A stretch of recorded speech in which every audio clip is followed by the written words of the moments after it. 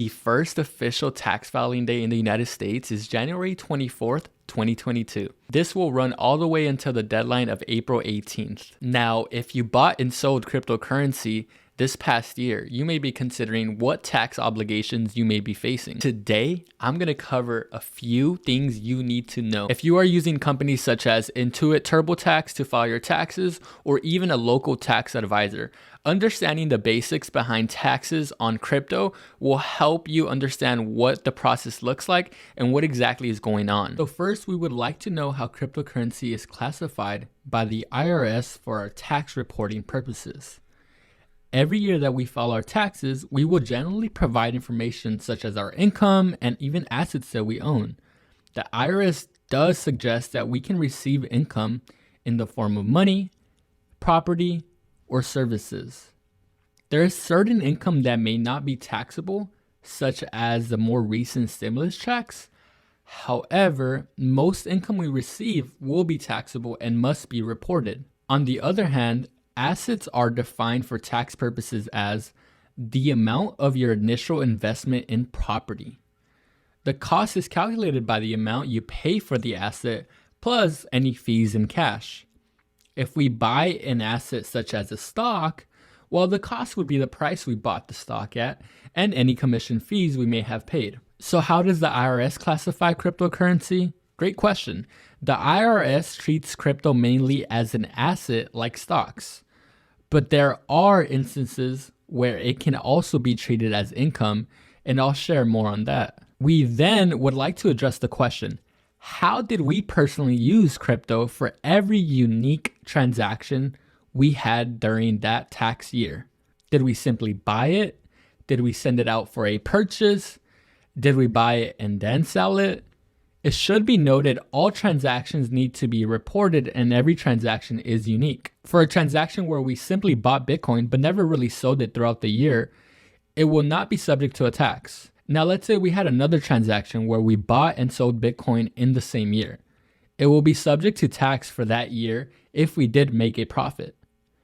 Ultimately, the answer to this question will help us determine if we owe taxes. But next, we'll go ahead and address the questions: which cryptocurrency actions are not taxable and which cryptocurrency actions are taxable. Now recall, I mentioned crypto can be both an asset and income. But for our purpose, let's first consider crypto as an asset that we own, such as stocks. Here's a list of things that are not taxable specifically for cryptocurrency that we own. Buying crypto with cash and simply holding it because we believe in the long run it's going to the moon. Donating crypto to a qualified tax-exempt nonprofit. Receiving crypto as a gift. Bitcoin was definitely on my Christmas list. I don't know about you. Giving crypto as a gift. In fact, you can gift up to $15,000 per year without paying taxes. Maybe just transferring crypto to yourself. You are free to transfer crypto between exchanges and wallets, but please do make sure you keep tracking your original costs for tax purposes in the event that you do decide to sell that same crypto eventually. On the other hand, here is a list of actions that are taxable. The first and most common taxable event is selling crypto for cash. You can check to see if you sold your crypto for a gain or a loss. In the event that you sold it for a profit, you would of course pay taxes. And if you sold for a loss, you may be entitled to a tax deduction. Converting one crypto to another is another taxable event. For example, if you want to convert your Bitcoin for Dogecoin, the IRS sees this as selling your Bitcoin for cash in order to then go ahead and buy that Dogecoin. Depending on your position, you may have to pay taxes, so keep that in mind. Spending crypto on goods and services is also considered taxable. Let's say you use Bitcoin to buy a Tesla. You will more than likely owe taxes because of the Bitcoin. Again, to the IRS, spending crypto for goods and services like buying a Tesla is the same as selling the crypto because it is classified as an asset. To illustrate further, consider owning a house. If we want to get rid of this home, we are subject to taxes if we want to sell it for a profit. The same holds true for crypto. I would like to mention that this form of tax is named capital gains tax, as you may already know. Capital gains is just a title for a tax on assets such as stocks or even crypto when sold. This tax rate can range from 0% to 37% depending on a few factors such as how much money you make annually and when you decide to sell your asset. More on that later. So what if you earned cryptocurrency as income, you say? Here's a list of ways that you may have to pay taxes on the money you earn as income from crypto. The first example is simply getting paid in crypto. If I pay you 1 Bitcoin over the course of a year for helping me with my business, then this would be considered a stream of income for you. In fact, some NFL players today have opted to be paid in Bitcoin instead of US dollars. The income received would not be taxed as an asset. It will be taxed as your ordinary income, as if you were an employee. So in any case, you are still paying taxes as you would with an asset, but possibly at a different rate, of course. Another way people make income from crypto is by mining crypto. Mining crypto, such as Bitcoin, refers to the process of generating new coins and helping verify transactions on the blockchain. If this topic is new to you, don't worry.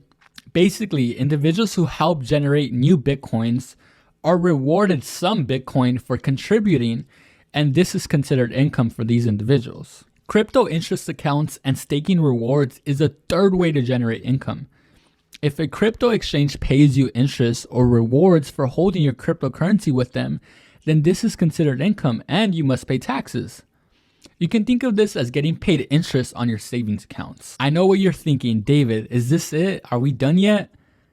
We know the basics of crypto taxes. We are almost there. But here are the actionable steps that you can take to determine how much taxes you may or may not have to pay. First, calculate the income you made from crypto.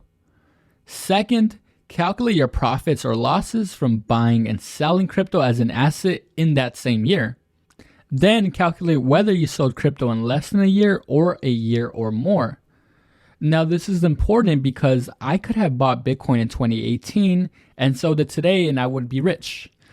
No, but seriously, I could have bought Bitcoin in 2018 at a certain price, and then let's say I finally sold it in 2021, I would be subjected to paying a certain tax if I made a profit, which is known as long-term capital gains tax.